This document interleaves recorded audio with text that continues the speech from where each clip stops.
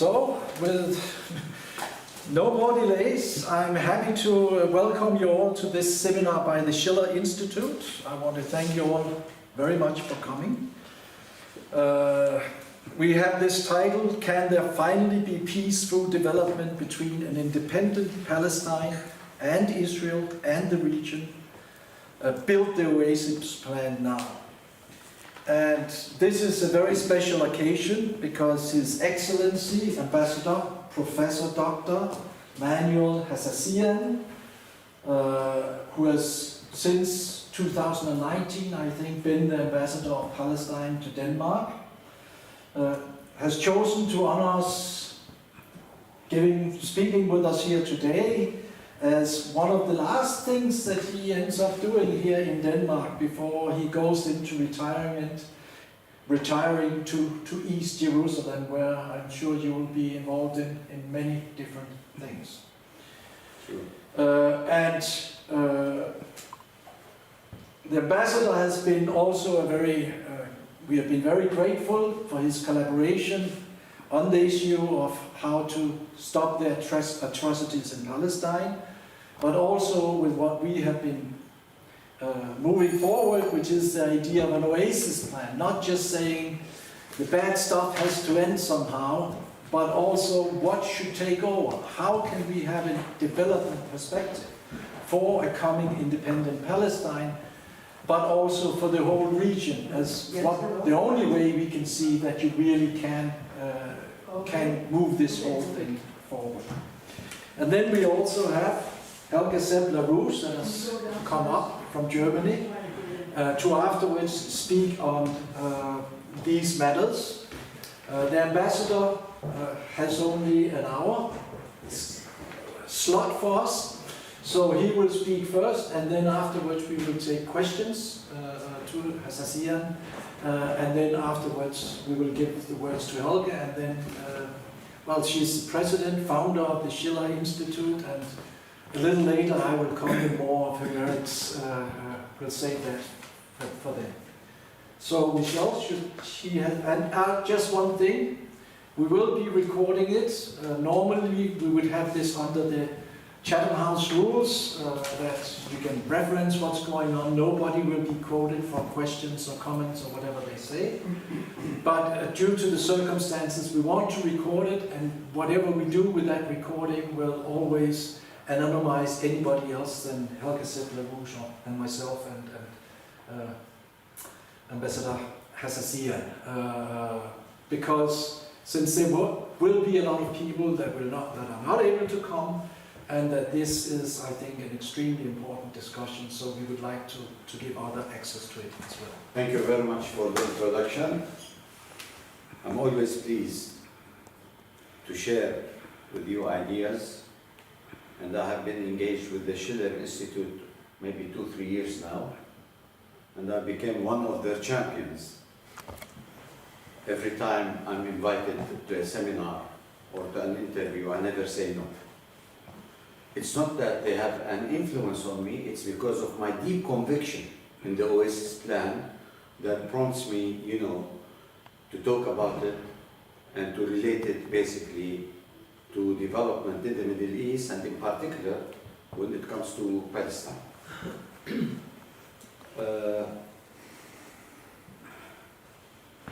There is always an end to everything. Maybe I will finish my tenureship as an ambassador, but rest assured that I have many other positions that I will really be practicing when I go back home. Professors never retire, and if they retire, they end up writing books and articles and give interviews. So my brain will be always alert to see also the Schiller Institute developing its ideas, and especially, a plan that has been for the last 3-4 decades going on, a sound plan, which I will try my best to summarize it and to relate it to the Middle East in my second part of my discussion today. Because I think it's worthwhile when you are invited by the Schiller Institute, you have to talk about this plan, because this plan is considered to be their basic objectives when it comes to development. Every time there is a debate, which comes first, politics or business? Is economic relations between two adversaries more important than solving the political issues, or is this cataclysmic to the effect that without having a political agreement, there will never be economic cooperation?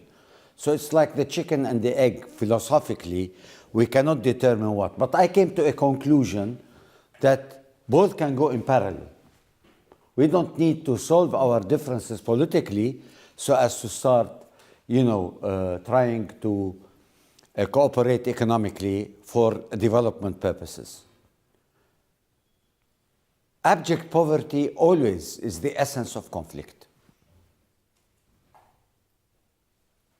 When there is economic boom, we don't have conflict. Always conflict is a result emanating from two parties that are not in parity with each other. And that's why there is an imbalance when we talk about negotiations or conflict resolution. And this is a very classic case when it comes to the Palestinians. The Palestinians have embarked on a process of negotiation since 1988.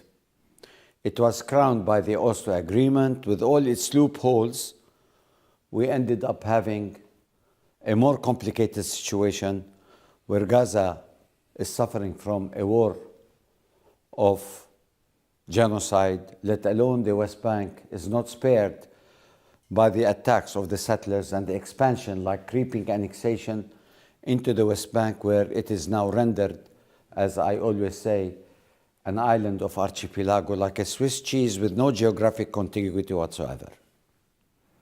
And we talk about West Bank, Gaza, and East Jerusalem that only comprise 22% of historic Palestine. And we always say that we have made our painful concession back in 1988 when we have accepted the State of Israel and declared our unilateral independence on historic Palestine, which is the borders of 1967, meaning the West Bank, Gaza, and Jerusalem.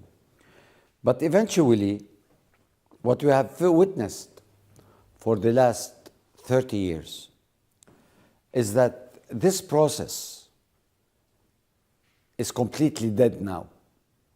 And talking about a two-state solution is like being in the desert, pretending that there is water like a mirage. Although it is the talk of the town, although there is no other solution, pragmatically, except the two-state solution, although we have accepted the State of Israel on 78% of Palestine, yet that is also slipping from our hands. So what does Israel want? Israel wants to maintain the status quo, which is occupation plus. They need to take half of the West Bank. Under the rubric of biblical prophecy, this is Eretz Israel, part of what God, the real estate agent, has offered them. So we look now at the situation in Palestine and we see it's impossible. Even through choosing between constraints, which is the pragmatic approach, it's still impossible to see an independent Palestinian state on the territories of 1967. I always say there is a divine intervention to solve this problem, or a miraculous solution to this problem. It seems that we have lost the human touch to get a certain solution to this conflict, that we are resorting to international and divine intervention. It is so unfortunate that we have a weak international community. And it is so unfortunate that we have a broker of peace that proved to be dismal in its policies, because its unwavering support to that of the peace process, which is the United States of America, has proved to be a total failure. And that's why what we witness today in Palestine, Israel, and its cataclysmic effect as a result of such a policy by the United States, we reached to a point of nowhere. So either we need a magic wand to come up with a solution, or the international community, and especially Europe, will shoulder the responsibility and show its political teeth that you, the United States of America, you cannot be the only monopoly, unipolar power trying more or less to control the Middle East and the rest of the world. In the 1990s, we referred to the Americans with the crumbling of the Soviet Union as the unipolar power, and we were so hopeful we called it the Pax Americana.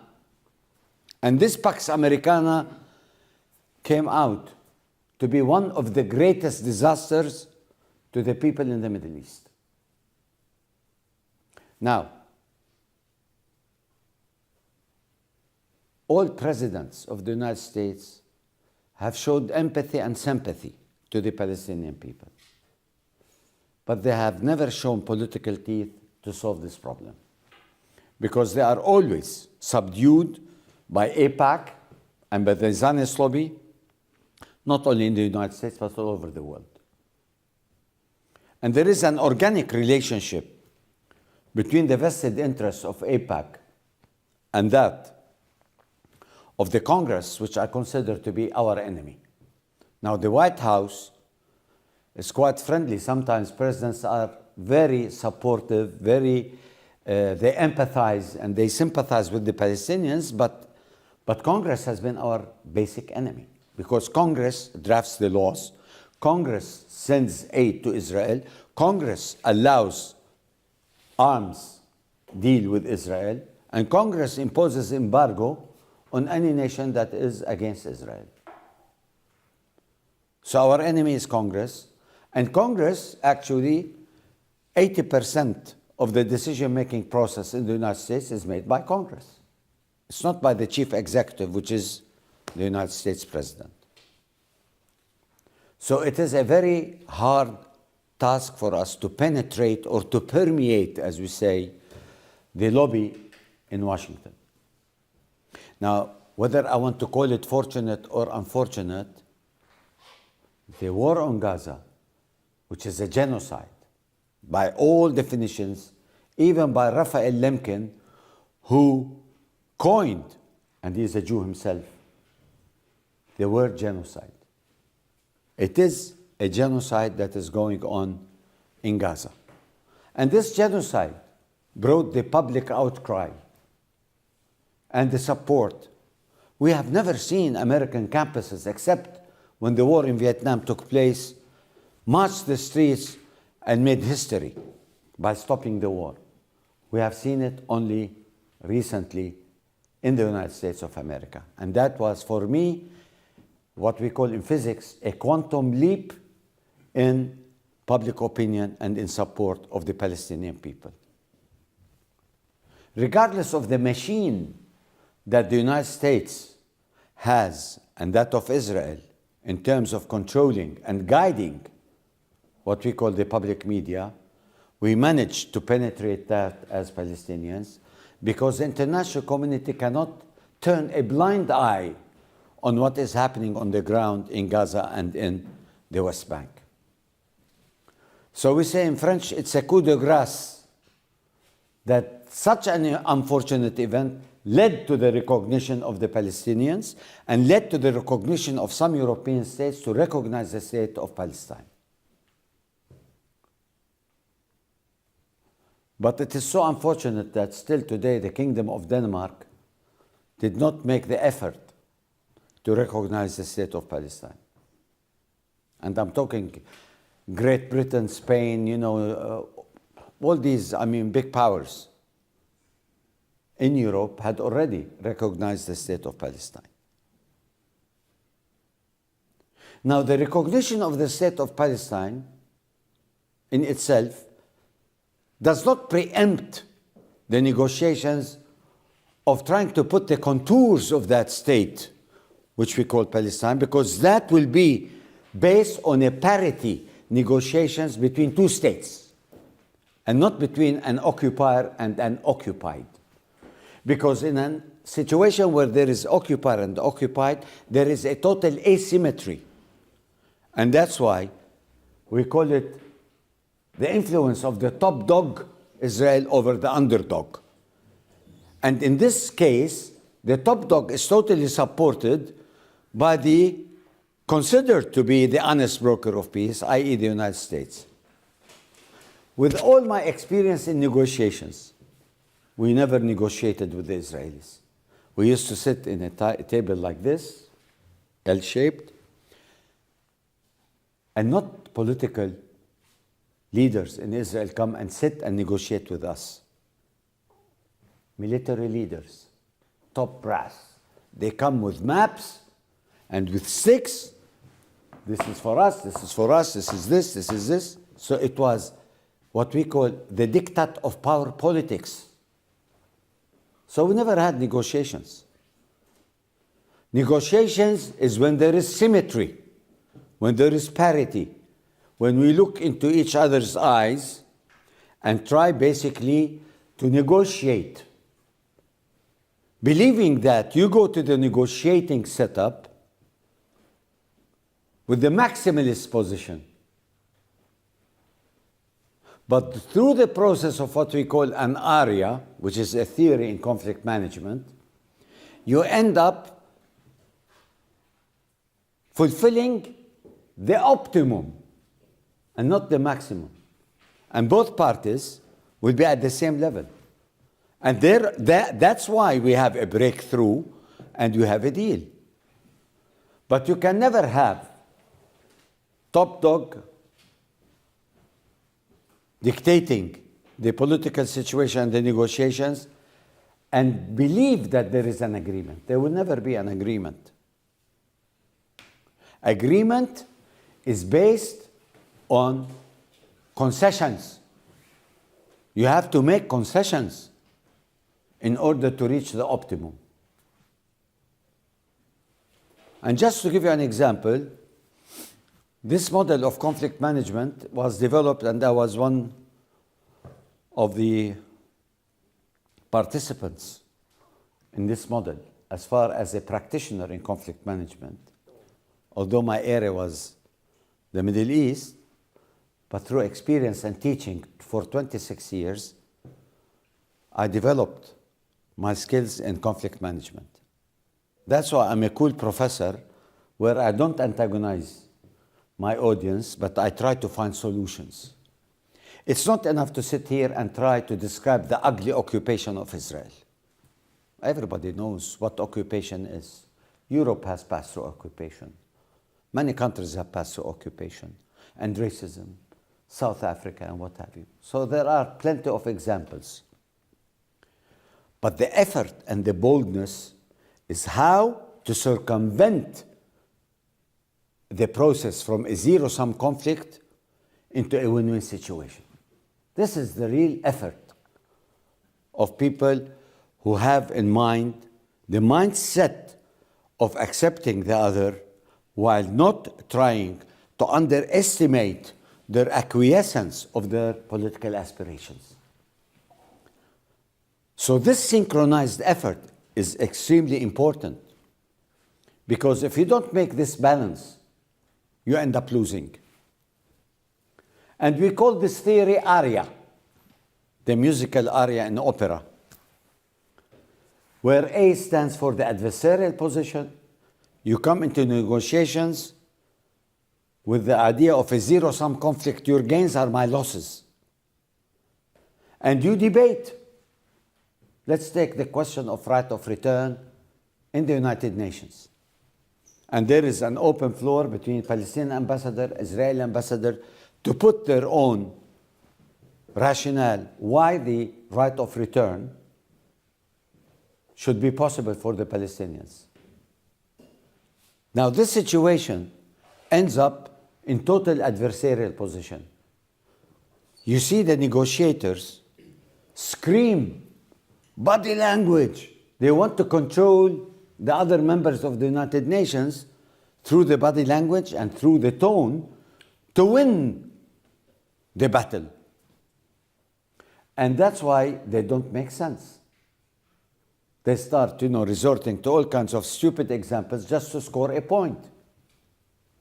So we call this adversarial position, where you reach a point, it's point blank.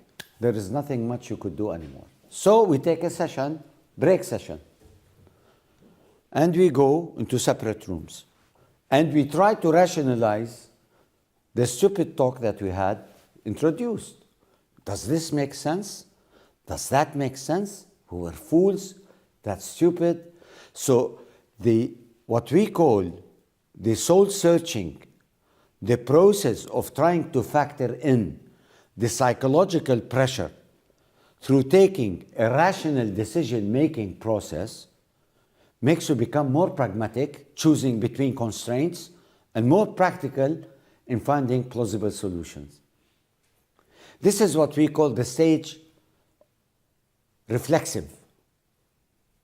You reflect on both sides' arguments, and you come up with a third stage, which is the integrative stage. Now, this is all empty. We look at the glass as half empty when we are in an adversarial stage. Now we look at it as half full. What can we accomplish together by prioritizing our national interest that could be a common ground to start building the momentum of accepting each other and finding a solution?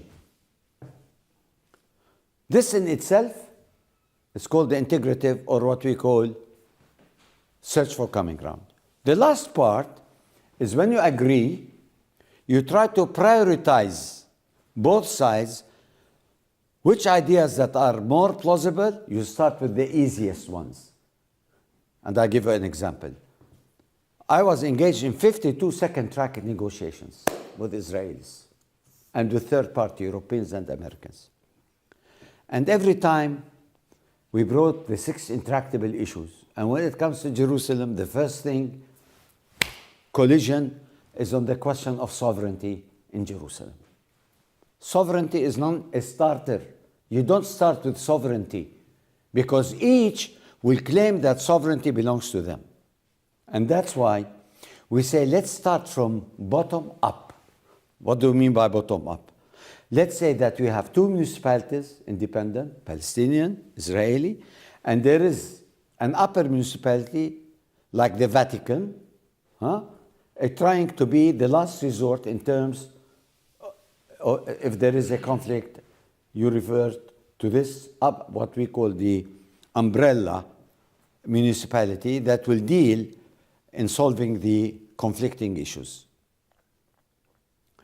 And that in itself will pave the way, basically to understand that infrastructural development, and here comes the economic part, security arrangements, mobility, crossing from East and West Jerusalem, with clear surveillance to make sure that there are no spoilers. These are the details that you start with in building the momentum.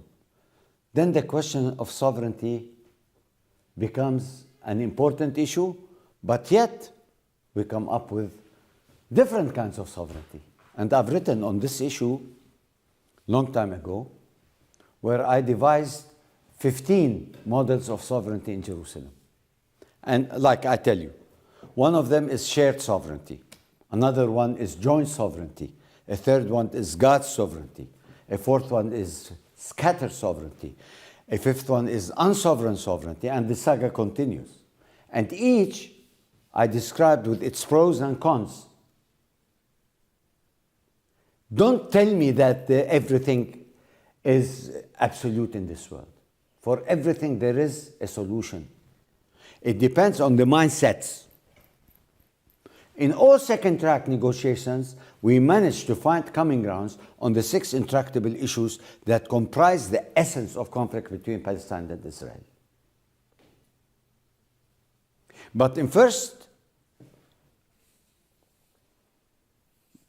what we call the first-hand negotiations between the politicians on the government level has always been a non-starter.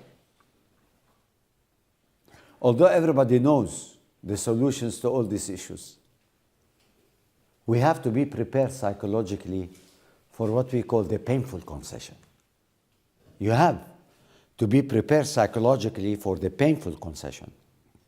And that's why if you go there with an attitude of maximalism, you cannot achieve peace. Conflict will resume. Ladies and gentlemen, wars are quick fixes, but peace is a tormentuous path. It is a process that is very painful.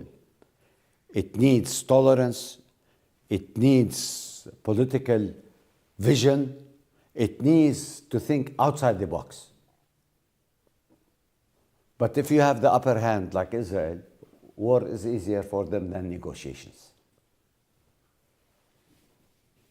But also we say war is not a solution. The Ottoman Empire ruled the entire Middle East for 4 centuries. Eventually, there comes a time where it was totally crumbled and all the countries in the Middle East and Africa and what have you were independent. But we had a different form of colonialism, which is European colonialism, which also did not last long in the Middle East.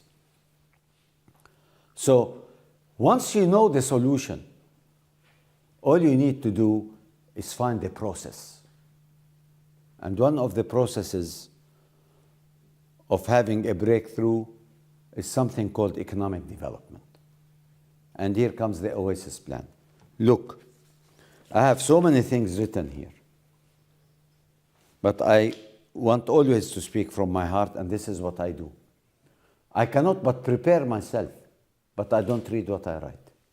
Because when I start speaking, I try to be more pragmatic, more closer to your hearts and to your brains than just reading a document where it goes from here and goes out from there.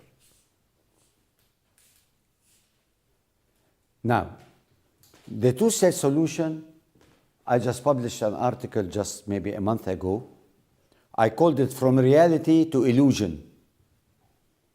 If you look at the ground today, there is no two-state solution. Nothing left from the West Bank to be independent and to be contiguously geographic contiguity with what we call Gaza and that of East Jerusalem. And it's not that is Gaza is suffering and in war, but also the West Bank and also the East Jerusalemites. So we have a total onslaught on the Palestinian people. Israel wants the geography and not the demography of the Palestinians. Israel wants the historical land of Israel, as they allege, through their biblical prophecy that God gave it to them 2,000 years ago. Are we still in the age of religion,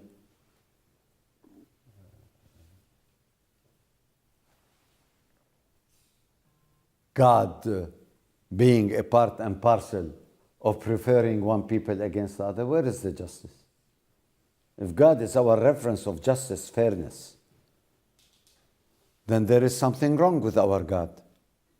What is this chosen people? Blacks, Asiatic, Arabs, Europeans, Hispanic, we are all equal. We are all human beings. And that's why we resort always to the international humanitarian law. We resort to human rights because everybody is equal. No preferences for God.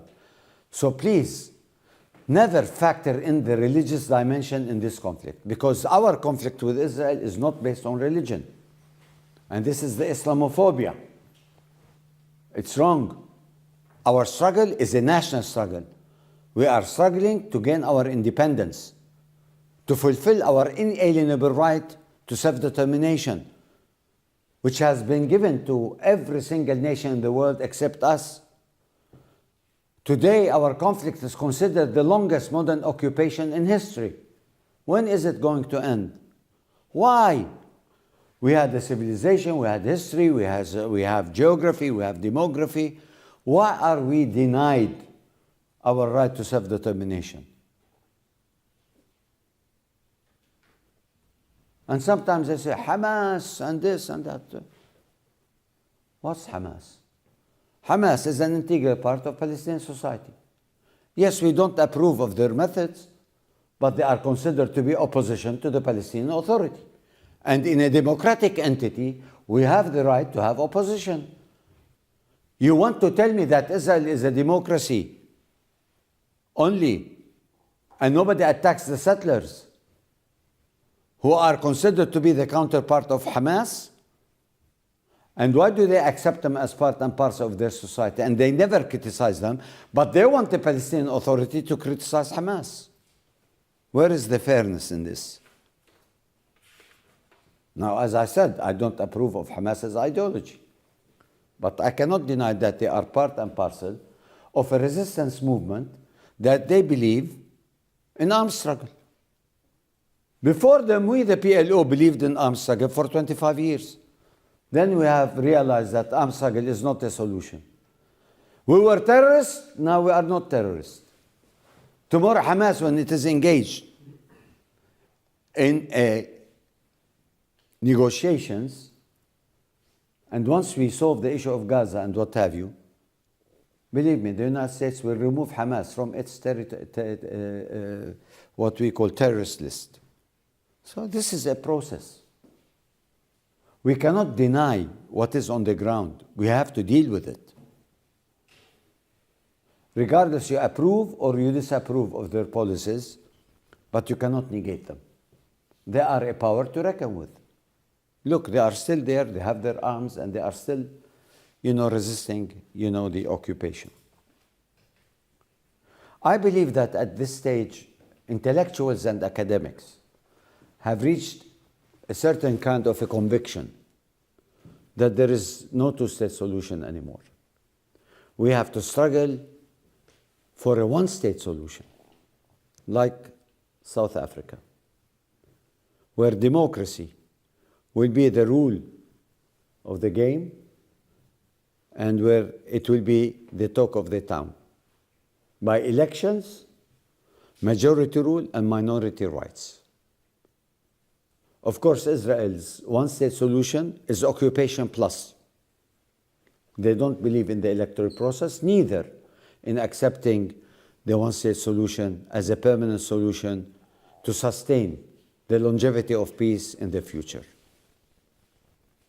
So this mentality of occupation and control and destruction and displacement and the forceful diasporization and the constant killings, they believe that these are the mechanisms of creating havoc and make people voluntarily leave.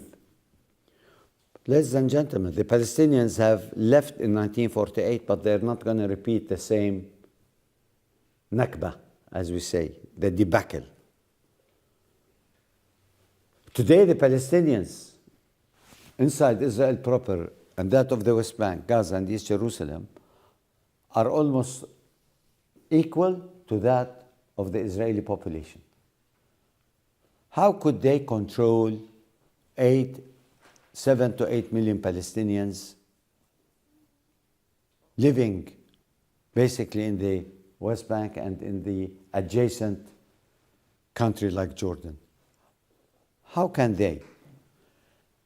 They have to find a plausible solution to coexist and to live in conviviality, because this is the essence of security for the state of Israel. Israel, with all its war machines, have never secured its borders, have never secured its internal conditions. As long as there is conflict, Israel is insecure. And that's why the psychological dimension of fear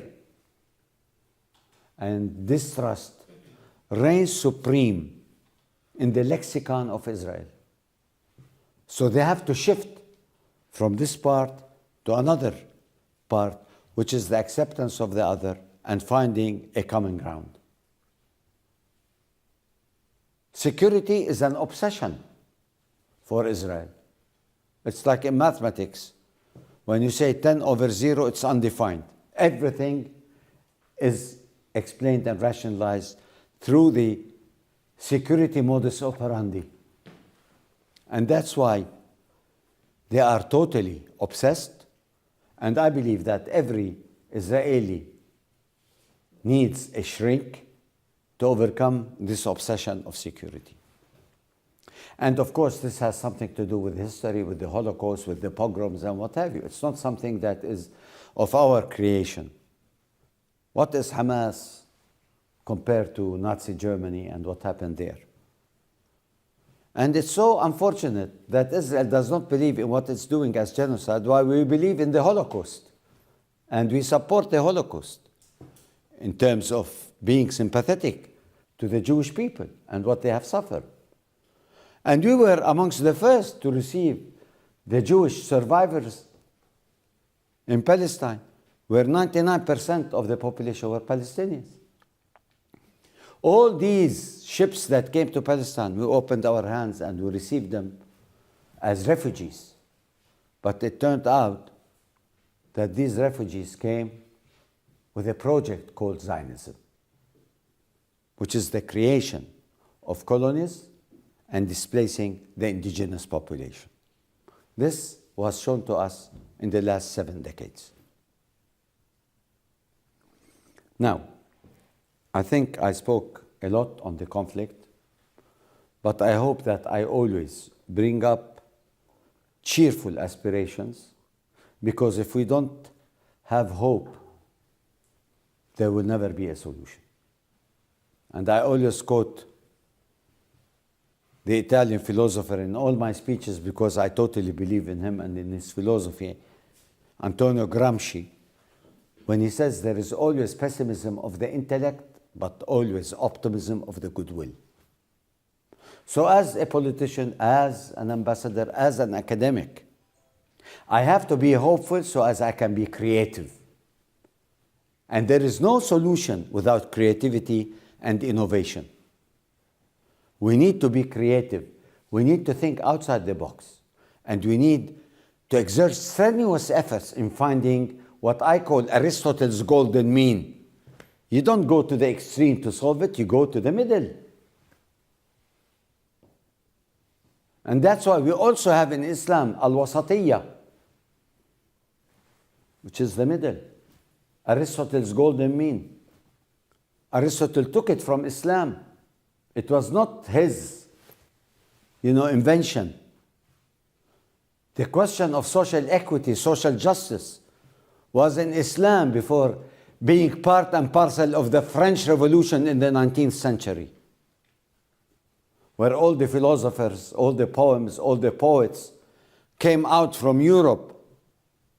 And it's the same Europe that is now totally impotent in trying to find solutions to big problems where they are considered to be stakeholders. And I was the first to invent, and I take credit for myself. Sometimes I like self-indulgence when I see people repeating my slogans. The first speech for me in the British Parliament, going back in 2005, I said we like, and of course Britain was part of the EU, I say we don't want Europe to be a payer, because paying is sustaining occupation. But we want them to be players. And players mean to have political teeth in order to make changes. And not to be totally subservient to the diktat of American foreign policy in the region. And I tell you, between Democrats and Republicans, for the last 6-7 decades, we never had any substantial change in foreign policy when it comes to the Middle East, whether Republicans in power or the Democrats. We call them Tweedledum, Tweedledee. And they have been based on 4 important pillars. 1, the unequivocal support of the State of Israel as a proxy regime. 2, trying to control the oil and the oil prices in the Middle East. 3, try to contain communism, which was substituted by the creating of Islamic fundamentalism. Ladies and gentlemen, Islamic fundamentalism was always supported, and it was created in 1928 by Hassan al-Banna in London. And Daesh was created by Hillary Clinton, just for your information. Because imperialism cannot nourish and flourish only in creating an enemy. The hocus pocus of communism faded, crumbled, so they created another enemy, which is Islamic fundamentalism.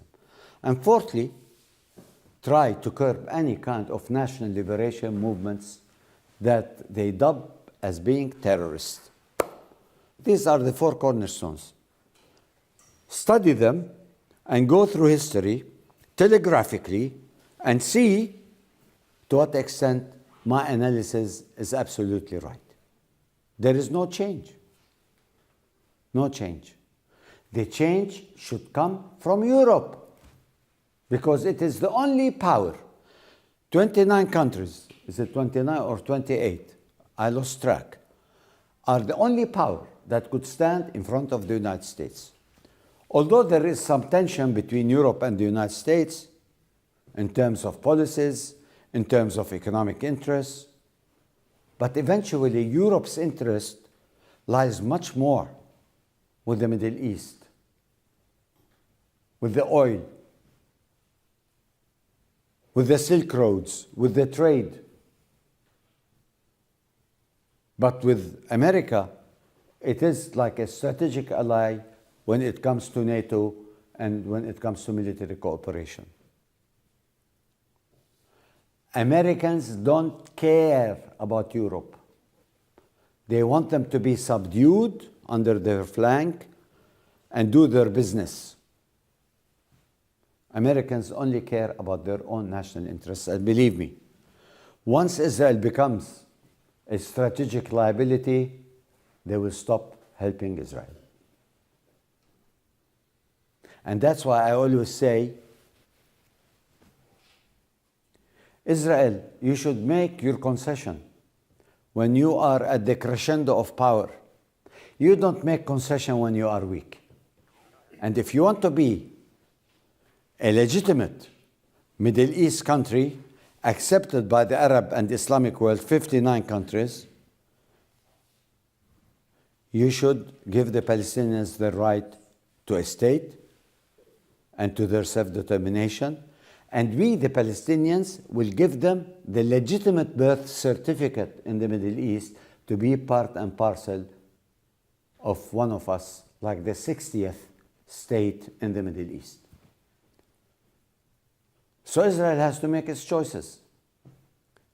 Prolonging, procrastination, creating conflicts, objective conditions, this is not going to bring peace to the Israeli people. And today the Israeli people are living in a garrison state, in a fortress. They are totally, psychologically constrained. And they cannot really find their freedom by being at war with all these Islamic and Arab countries. Now, 20 years down the pipeline, are the Palestinians going to be still factionalized and atomized and what have you? Are the Arab and Muslim states are going to be also divided? Is the United States of America going to continue 20 years from now as the unipolar power controlling through monopoly over world politics? Are the 2 billion Muslims going to sit idle and watch the desecration of Al-Aqsa Mosque? Things are going to change. Because we believe in the dynamism of history. And history is based on contradictions. And this is where I believe in the dialectical materialism, which Marx has taken from Hegel, that an idea creates in itself an anti-idea. And the synthesis of the idea and its opposition creates a synthesis in an idea which is a combination of both, which in itself becomes the idea where its contradiction comes. And this is the process of development. It is based on contradictions. So there is nothing constant in history. History, for us, is past politics. You'll need to unlock your iPhone first.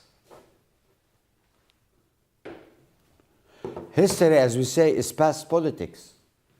And politics is present history. So we can see a Catholic marriage there. There was no politics. It used to be the history of diplomacy, how countries used to relate with each other. This political science, which I don't believe it is a science, because science is based on behavioralism and statistics, but you cannot control the emotions and the psyche of a human being to factor it in numbers. So I don't believe in political science. I believe in political diplomacy. I'm a traditionalist and I claim to be a traditionalist. I cannot try to quantify human behavior. Now, let me finish by just saying the situation in Gaza today is precarious at best. The ceasefire is fragile. Skirmishes are still continuing. Bombing is still continuing. Since ceasefire until today, almost 500 people have been killed. The agreement said 600 trucks should go in. We are getting much less than that. Today, Gaza is suffering from heavy rains, and all these tents are in the air now. And these dire conditions is making life impossible, with scarcity of water, with scarcity of food. The Gazans are still suffering in a very painful way. Trump's 20-point plan, which people refer to it as peace, it's not a peace plan. There is no vision there. It's a ceasefire with certain conditions, but not a peace plan. Now we are waiting for Trump's second stage of implementing his 20-piece plan. And this is what we call the transitional period, where Gaza eventually will be reconstructed, and then the Palestinian Authority will be involved, along first with a governor to Gaza, a new form of colonialism, championed by Tony Blair, but I don't know now if Tony Blair is still on the agenda, because he is considered persona non grata, and I had the experience when he was Prime Minister. I was ambassador in London. And I learned what I call the slicky diplomacy from the Brits. I stayed there 13 years, so I understand their psyche and how they think. Of course, he has been discredited since 2006, when he, with President Bush, they invaded Iraq on the pretext of weapons of mass destruction, and everybody knows around the table there was no mass destruction, no weapons. So he is not, and he was the head of the quartet, and he achieved nothing as far as we are concerned. And now he is being imposed to become the governor of Gaza. Not running it from Gaza, but from Egypt. So we don't know where that stands. And you know, there are many, many international countries that they don't want to be involved in boots on the ground in Gaza. They don't want to be part of this peace, what he calls peace initiative, because they don't trust the United States and they don't trust Israel. Israel now controls more than half Gaza, right, Dr. Hassouni? Yes. More than. What they call the yellow line. Yes. And they think that this is their security arrangement. It's like their buffer zone. So what are we talking about? Two-state solution? Where is the two-state solution? Where is the international community that shouldered the two-state solution as the only solution to this conflict? So it is for me enigmatic. Either I'm stupid and naive not to understand world politics, or I am blunt enough to expose what Israel and the United States are considering to create a new Middle East that is based on their own national interests.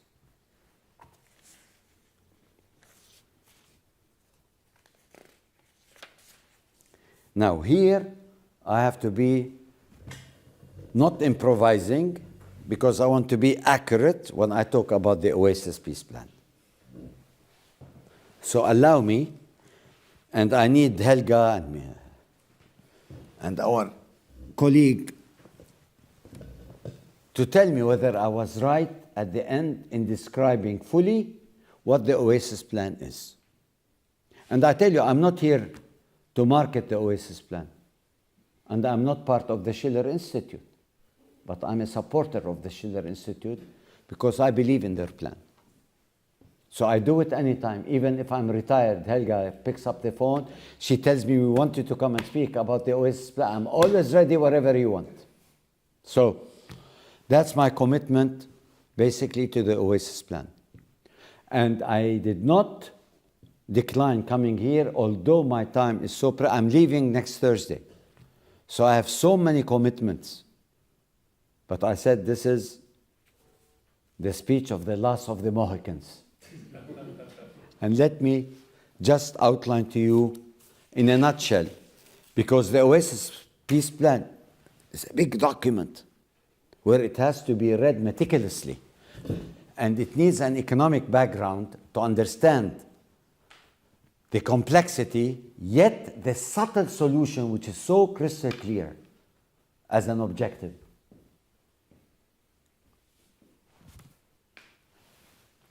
I said, when I looked at the Oasis plan, that there is a great benefit coming from plan to the Middle East region and to that of Gaza.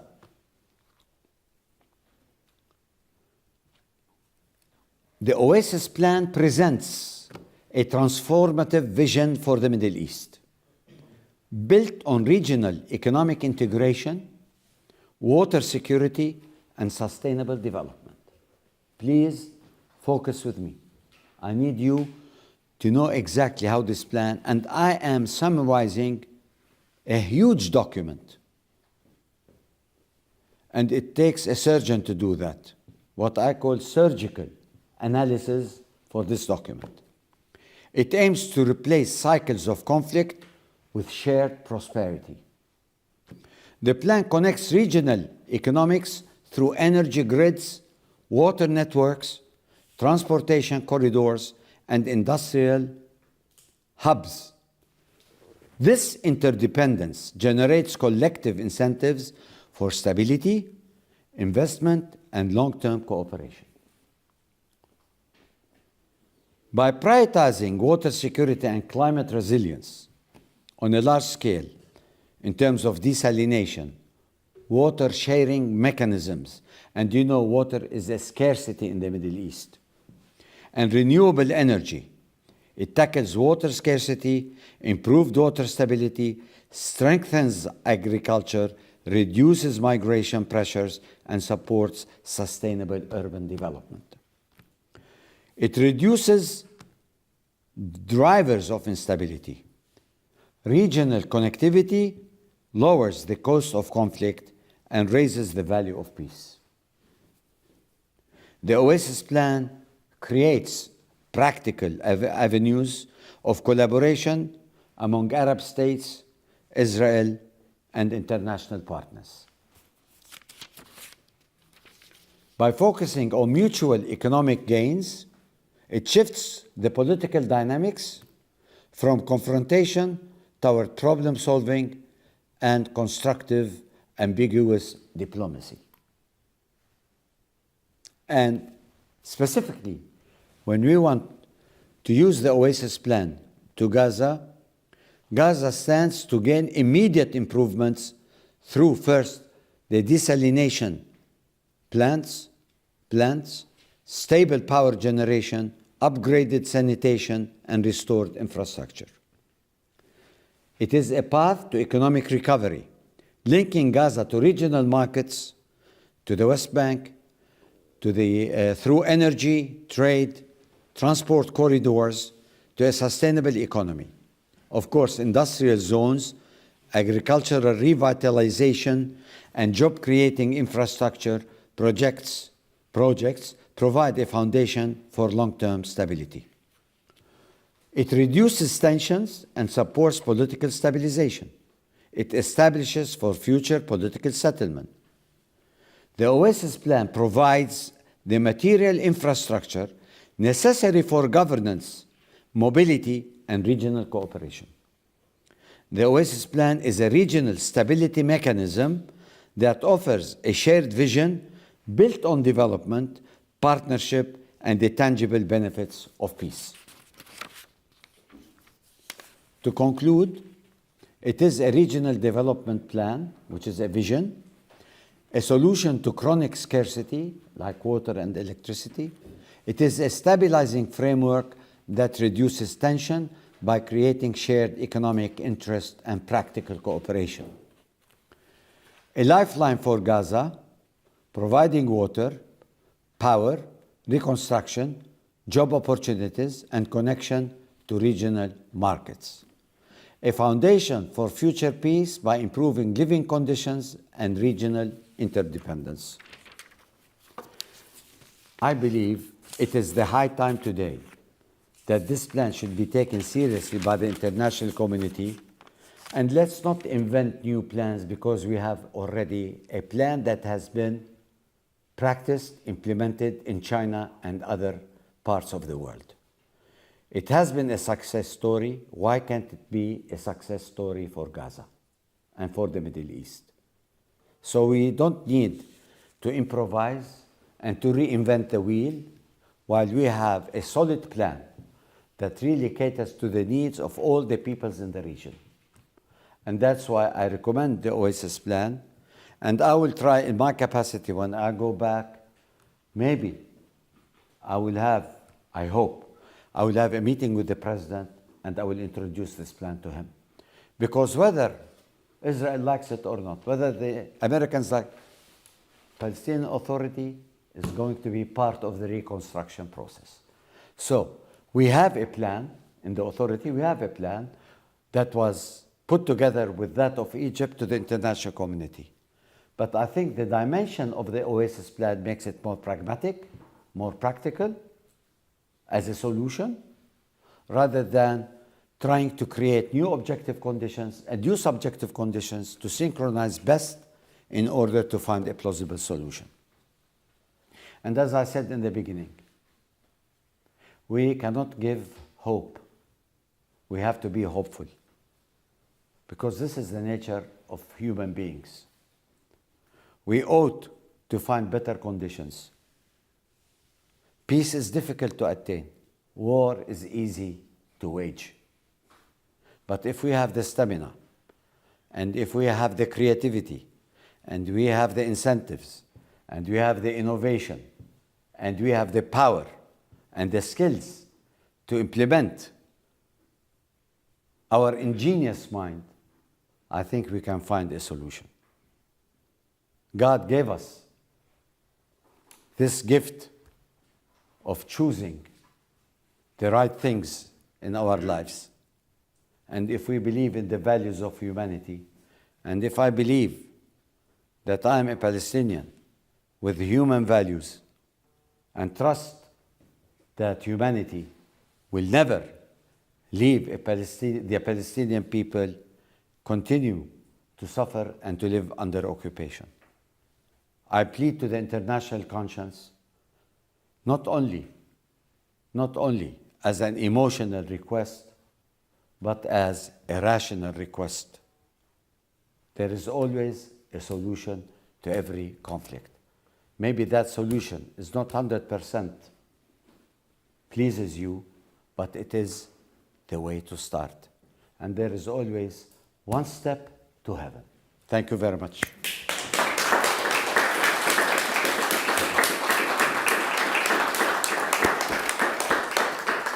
Thank you very much. Thanks. My pleasure. Ambassador, and I hope you have a few minutes for questions. Yes, of course.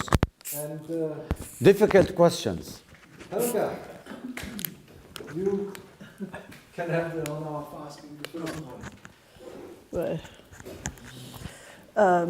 Your Excellency, I'm very happy about your speech because I think it is that attitude of optimism which will make the Oasis plan come real. My immediate question to you is, you said Pax Americana did not bring good things to the Middle East. Yes. Now, there is a new national security strategy just published by the Trump administration, which breaks with previous priorities. It de-emphasizes Europe. It puts the primary emphasis on the Western Hemisphere, and it also decreases the emphasis on the Middle East. So given the changes inside the United States, where because of the protest of a lot of young people on what is happening in Gaza, this had even an influence on the MAGA movement, and there is a certain amount of tension between certain MAGA politicians and President Trump, which are quite intense inside the United States. So what do you think will be the effect in practical terms of the new security strategy for the Oasis hope? Well, I have to admit to you, I didn't read the document yet, but I can try to improvise as much as I can. There is a big contradiction today in the United States between the public opinion and that of President Trump's administration. President Trump, unfortunately, is turning out to be a racist supremacy. He doesn't believe in the migration. He doesn't believe in the immigrants. He is slurring everything that is anti-WASP, which is white Anglo-Saxon Protestant. And you have seen his campaign against the Somalian congresswoman, where, I mean, the United States is what we call a melange of ethnicities. It is considered to be the melting pot, and now it is turning out to be, you know, a government that is based on religion, color, and race. Now, I don't believe in what the security of the United States in the past has really achieved, because we have seen that the security of the world is controlled by the United States through NATO. We don't see any independence of NATO from that of the United States, and we've seen today an opposing power, which is Russia, Iran, South Korea, and to a certain extent now India is moving in that direction as the counterpart of the hegemony of the United States in the world. So now we are witnessing a rise of multipolarity and not a unipolar power, and this has been a total defiance for America's hegemony, not only militarily, but also economically. You know, if you go today to China, look at their national treasure, they have more trillions of dollars than the United States of America. So the economy is not controlled by the United States anymore, and the dollar is not going to be the international currency. So it's a matter of time. And I tell you, security is totally tied to economic interests. And that's why I believe that no matter what the Americans do, they have to understand that a balance of power is the only way towards security and peace.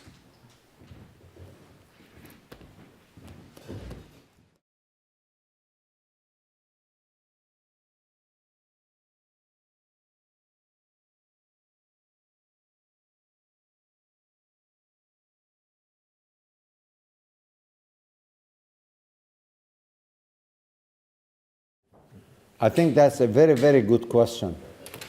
I will start by saying there is a big difference between peace building and peacemaking. Signing a peace treaty does not give you peace and tranquility. It's signing a document. And it's done between governments.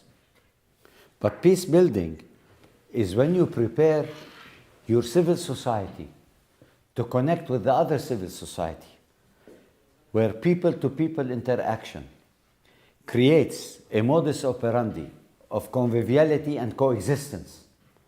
This sustains the peace process. So peace building comes before peacemaking. Because when you build peace, then the sustainability and the longevity of that peace will be based on the mutual interaction, the mutual trust, the mutual non-fear of each other, which makes it plausible and practical. Now, before the second Intifada, which was in 2002, we had, through what we call the Oslo peace process, total communication on people-to-people and on grassroots levels between Israeli society and that of Palestinian society.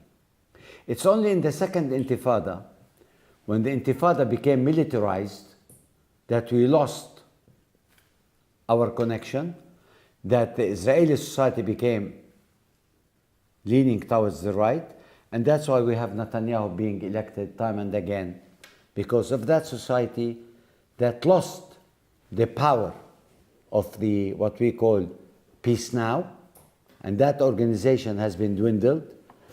All the liberal parties in Israel they have lost, and today what we have is an extreme right-wing public that supports Netanyahu with all his, let's say, faults and deficiencies, because Israelis always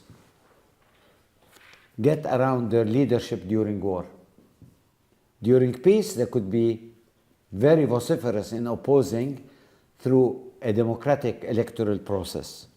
But during war, they stick to their leadership.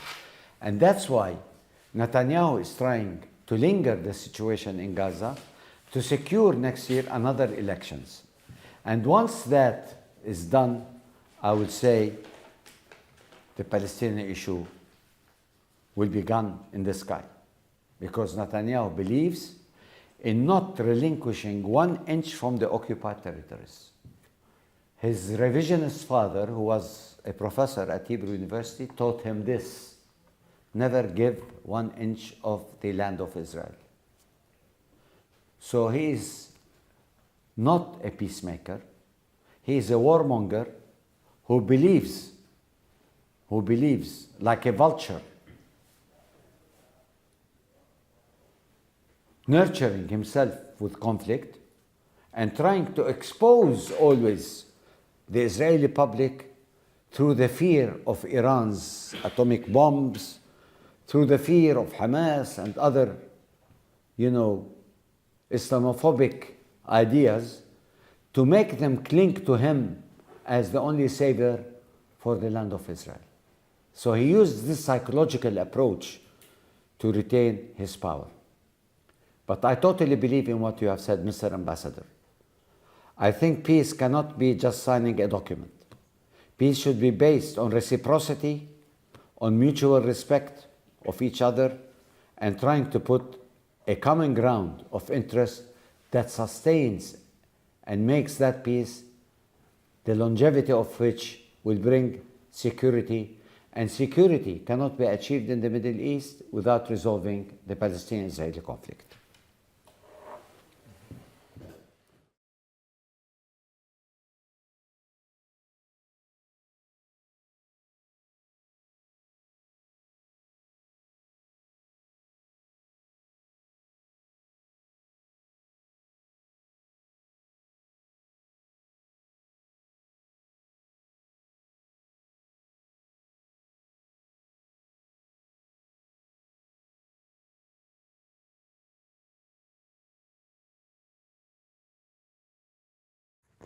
Maybe this part that I referred to, you were not still here, but I will reiterate again. I always say, and I debated a famous professor called Gideon Fichelson back in 1990. Called what? His name is Gideon Fichelson. And we had a debate at the Notre Dame Center in Jerusalem, where the moderator was the Consul General of America called Philip Wilcox. And I'm here on record in what I'm saying. His approach was Gideon, which later was adopted and plagiarized by Shimon Peres, that economic development leads to peace. That economics comes first before any political resolution in conflict. I say there is no harm in having political negotiations with the innovation of economic development in principle, but not one prioritized upon the other. We could have negotiations, and if you have negotiations, what do you have? Ceasefire, right? Peace.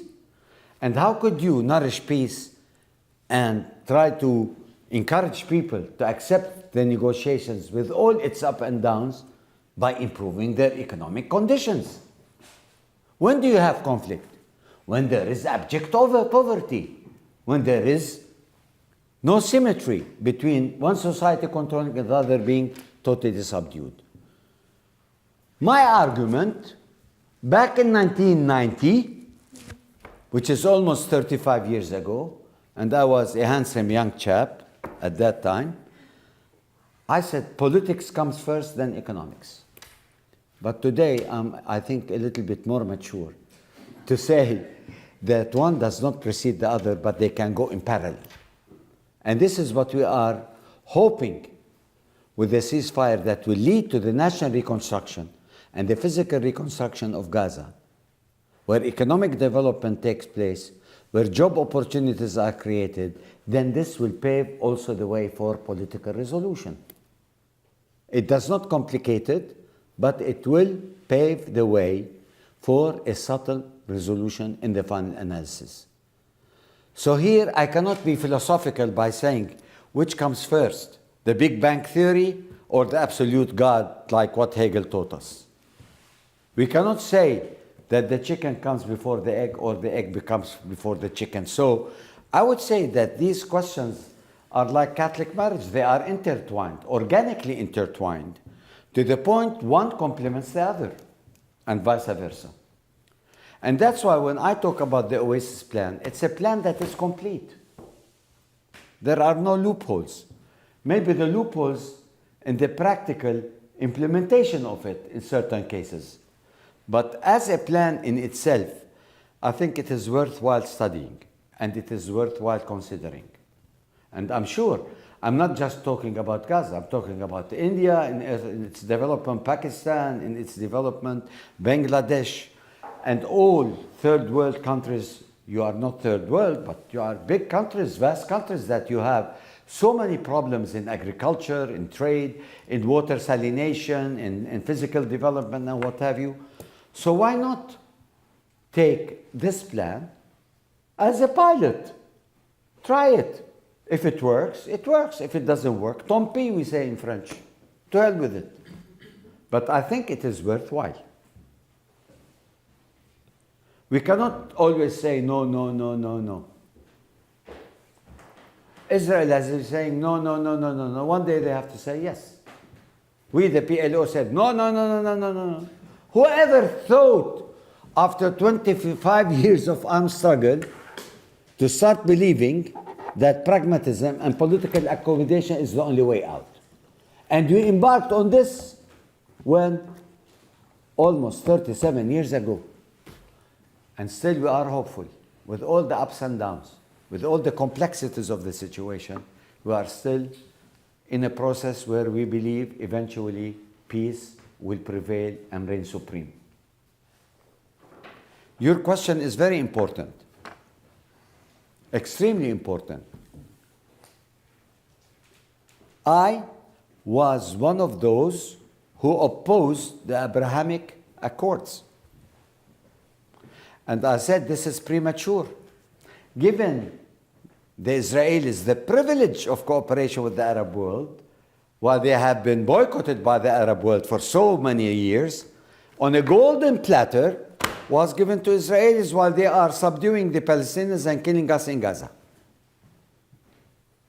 This is wrong. I believe in the Abrahamic Accords when we achieve ceasefire and we achieve peace and we go back to the 2002 Arab Peace Initiative, which was initiated by Saudi Arabia, and the Beirut Summit Conference, where 59 countries have agreed to that. Then we can talk about cooperation.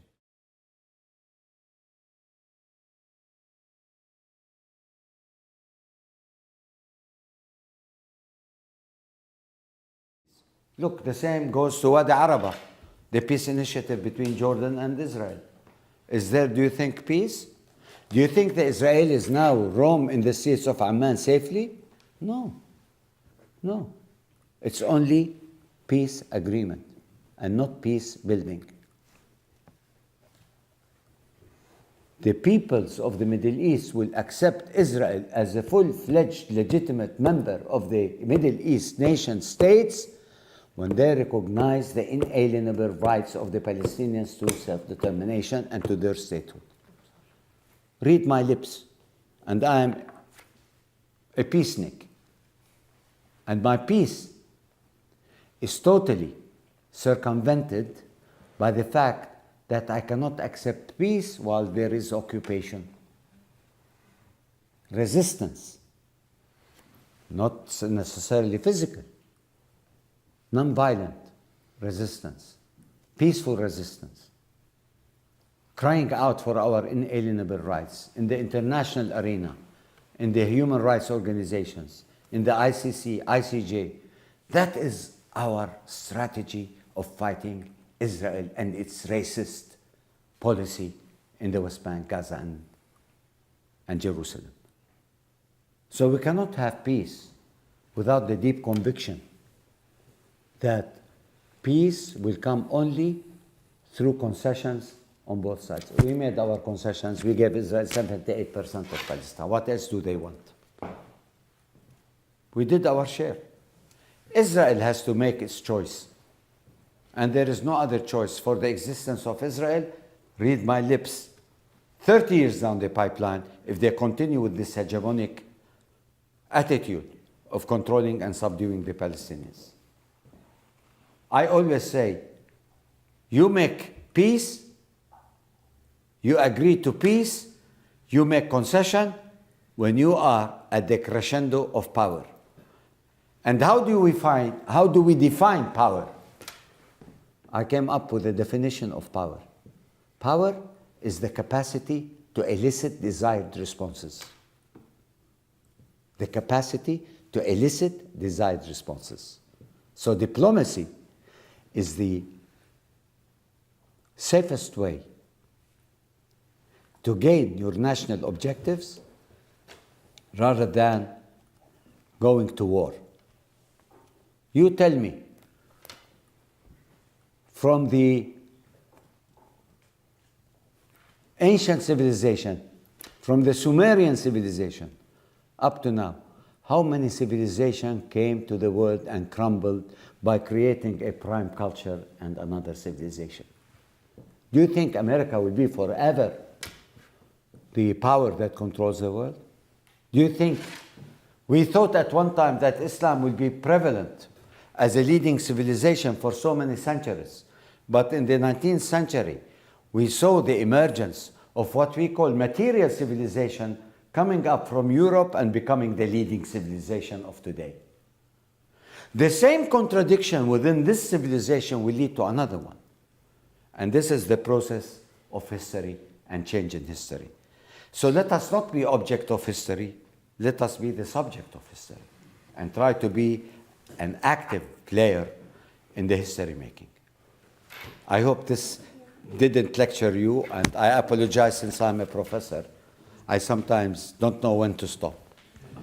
My apologies. I think, with thought of what you said of Europe and the present circumstances of the political leadership of Europe, and the totally absence of diplomacy, and the seeming totally absence of capacity, of empathy, of thinking through, of reflecting, of putting yourself in the other's shoes, I think probably we will have to, not sending you back to Jerusalem, but making a European Academy of Diplomacy and then having European leaders coming to school again.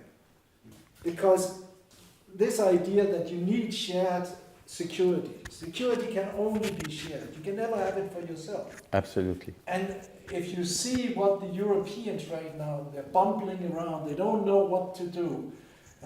Now we can't even just do what the US is saying. What are we supposed to do? Well, maybe you should listen to these wise words. Maybe you have to take them to school and teach them how does diplomacy work and the beauties you can actually do with this while Europe still have a capacity right now. I mean, right now the European economy is tumbling down the hills. But still, if Europe would refine its ways, it would actually you would be able to salvage something, I think. Yes. And actually, not if it's just left to itself, because then there's no vision, there's no hope, there's no future. But if Europe would actually be engaged in saying, building up Gaza, but building up Africa, building up the world, then maybe Europe would also be able to find its identity again, as something, not as a war maker, Yes. but as a peacemaker. But anyway, Helga, you have? Well, I would like to thank you very much for almost 2 years of your cooperation with the Schiller Institute on this project. And I think you are aware of the fact that there are many people in the world who have already expressed their endorsement for the Oasis plan. So we plan to continue this campaign. As a matter of fact, I also want to invite all of you to attend every week, or at least when you have time. Every Friday on 5 o'clock we have a meeting of the International Peace Coalition. And the issue of peace in the Middle East and Gaza is always a topic. We had a lot of, since the question was asked before, we had a lot of pro-peace speakers from Israel, also naturally from Palestine and other Arab countries. So I think that, to strengthen this dialogue is a very important question. So please come to this meeting, because it's a very important way to be in tune with this effort. Otherwise, I just want to say that, you know that we had excellent people endorsing the Oasis plan, like Dr. Pandor, the former foreign minister from South Africa, and various other leading individuals. So at this point, it was clear that the next step to make the Oasis plan real would be to have a physical conference, not just online and not just in private circuits like here, but that we have to find a government, preferably of the Middle East, who would sponsor a conference on the project. because I'm quite certain that if, for example, young people from Palestine, Israel, Syria, Lebanon, Yemen, Iraq, Afghanistan, I mean, these are all countries who had enormous sufferings from interventionist wars. And in many situations, the humanitarian situation is equally precarious, maybe not as bad as Gaza, but Syria is a catastrophe, Yemen is a catastrophe, Afghanistan is still suffering enormously. So if there would be a conference, let's say organized by Jordan, by Egypt, or the Emirates, or any country which is in a position to do that, and you would invite students, you would have animations, with AI, you can make the Oasis plan real. You could have a vision of how the deserts would be green, how where there is nothing right now, there would be highways and railways, forestry, agriculture, plantations, orchids, because that all would be possible through the Oasis plan. And then young people would get an idea that this vision is something to fight for their own future, and they could become a leverage on their government to actually move in the direction of supporting it. So I'm actually convinced that the next step has to be such a conference, because just imagine if we would have scholars speaking about it, showing animations, how the entire region from India to the Mediterranean, from the Caucasus to the Gulf states, this would all be green. It would all be, like it used to be in the ancient Silk Road. It was a hub between Asia, Africa, and Europe. And, that way one could then use these videos for education afterwards in universities. So you could really make a total change through having such a conference. And I wanted just to put this idea in your head before you are leaving. Well taken. Well taken. Well, let me just clinch by saying a few words. Thank you for inviting me. Thank you for always been invited to speak. I think this has been a good forum for an ambassador to speak about his country and about the suffering of his people, yet with a hopeful note that there is always a peaceful solution. And there is no other solution except through peace and through political accommodation. We hope all the success, and as I told you, I will be one of your soldiers in terms of supporting the Oasis plan. And all I can say, that a vision is the motor of development. Without a vision, there is no development. And without taking risks, there is no profit. So we have to be wise, vociferous, deeply convinced in our ideas, open for criticism, open for improvement, because there is no absolute idea. The absolute idea goes to God only, and not to human beings. So there is always certain niches, as we say, for developing. Maybe, I don't promise. I have 2 books to finish, but maybe I will write an article, send it to you, telling you, here are the gaps that we have to fulfill in the Oasis plan. And I promise you that. Thank you very much, ladies and gentlemen.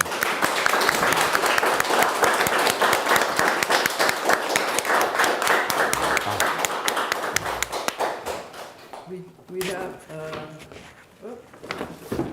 just a couple of gifts for you. This is a Schiller Institute certificate of appreciation to the ambassador in appreciation of your cooperation with the Schiller Institute and for promoting the Oasis plan for peace through development. Thank you so much. Can we have Helga here?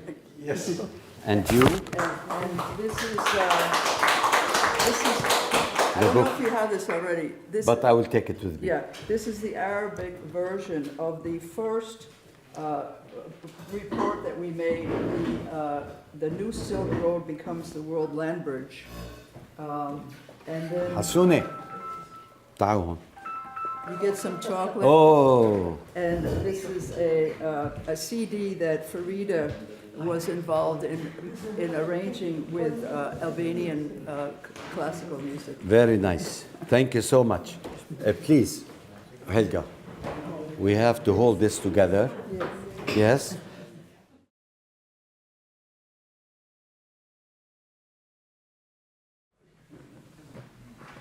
Helga, I think there should be, I would like just to say one word, if you allow me to do so. Please. I think this forum, you should open to all ambassadors to come and give their experiences and their countries in the process of development so we can learn from each other. Right? Regardless of the Oasis plan. Just to share their history and their experience in developing their land and how they can learn from the Oasis plan to improve their plans of development. I think this should be a good forum for them. That's my recommendation. Yes, we will do that, and I think we are already in the process of doing it with some African nations, because, as you know, Dr. Pandor said that Yes. the Oasis plan and the Africa 2063 plan are identical in outlook, and they should be looked at together. So maybe that would be also a topic for one of the future Excellent. meetings. I wish you all the success. I wish my colleagues, the ambassadors, all the success. Denmark is not a la la land. It has been very difficult for me to deal with such a conservative government, but I'm sure that you can improve your bilateral relations. And please, always, in your speeches, in your deliberations with the foreign ministry, don't forget Palestine. Yeah.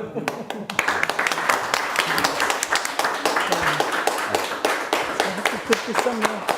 Thank you. Very nice. I will cherish this.